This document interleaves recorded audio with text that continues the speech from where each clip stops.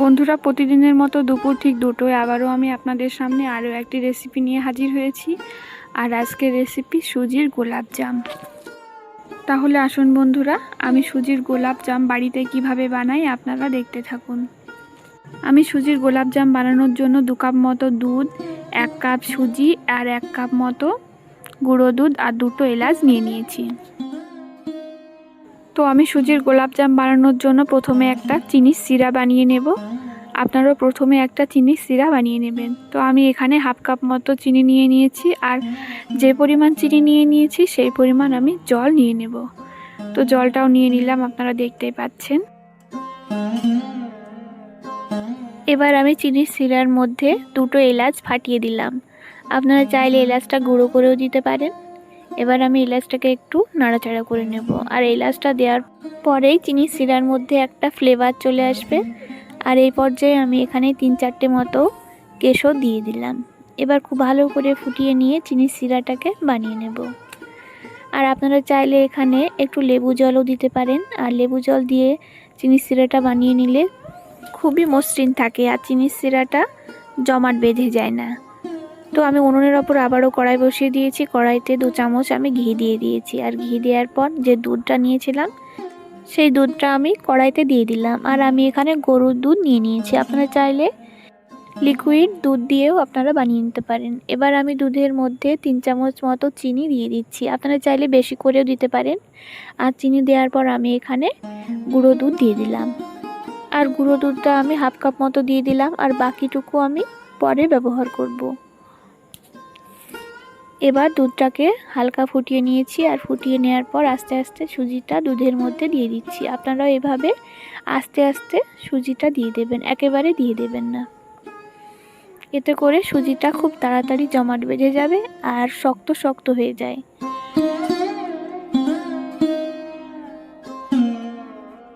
বন্ধুরা, আপনারা দেখতে পাচ্ছেন সুজিটা আস্তে আস্তে শক্ত হয়ে আসছে। তো এইভাবে সুজিটাকে অনবরত নাড়াচাড়া করে নিয়ে একটা ডো বানিয়ে নিতে হবে।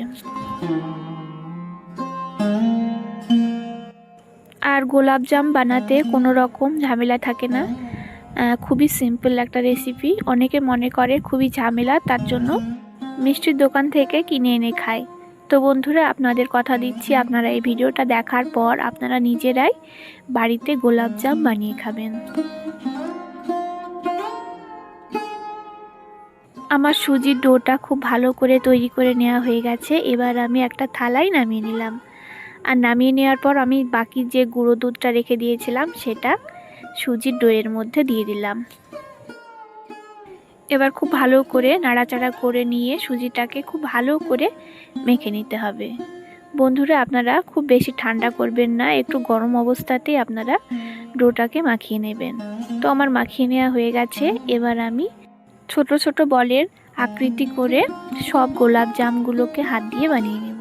তার জন্য প্রথমে আমি হাতে একটু ঘি লাগিয়ে নিলাম। তো ঘি লাগিয়ে নেওয়ার পর এভাবে আমি খুব ভালো করে গোল গোল করে মিষ্টিগুলো বানিয়ে নিচ্ছি। আপনারাও এভাবে গোলাপ জামগুলো বানিয়ে নেবেন। আর গোলাপ জামের সাইজটা আপনারা নিজেরাই পছন্দ মতো করে নেবেন।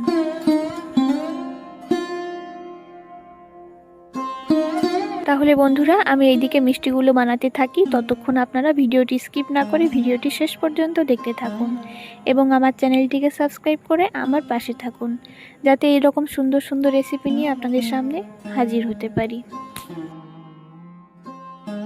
আপনারা দেখতে পাচ্ছেন আমার গোলাপ জামগুলো সব বানিয়ে নেওয়া হয়ে গেছে। এবার এইদিকে আমি উনুনের ওপর প্যান বসিয়ে দিয়েছি। প্যানে এবার সাদা তেল দিয়ে দিয়েছি।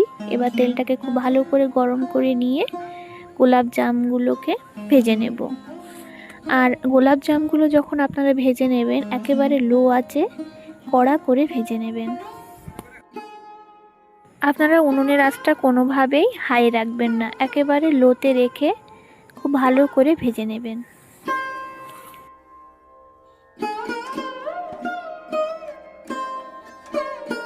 বন্ধুরা, অনেক সময় মনে হয় একটু গোলাপ জাম পেলে ভালো হতো, খেতাম, কিন্তু অনেক সময় আবার বাজারে যাওয়া হয় না আর গোলাপ জামগুলো কিনেও আনা হয় না। তো বন্ধুরা, আপনাদের বলছি, আপনারা বাজারে না গিয়ে এভাবে বাড়িতে সুজি দিয়ে গোলাপ জাম বানিয়ে খাবেন। আর খেতে কেমন হয়েছে অবশ্যই কমেন্টে জানাবেন।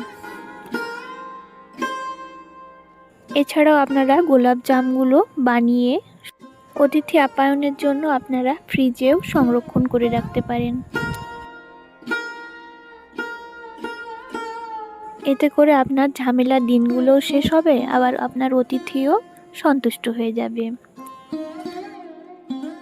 বন্ধুরা, আপনারা দেখতে পাচ্ছেন কথা বলতে গিয়ে আমার বলা হয়নি, আগে আমি গোলাপ জামগুলো ভেজে নিয়ে একটা পাত্রে তুলে নিয়েছি, তারপর পরের গোলাপ জামগুলো আমি একই পদ্ধতিতে ভেজে নিয়েছি।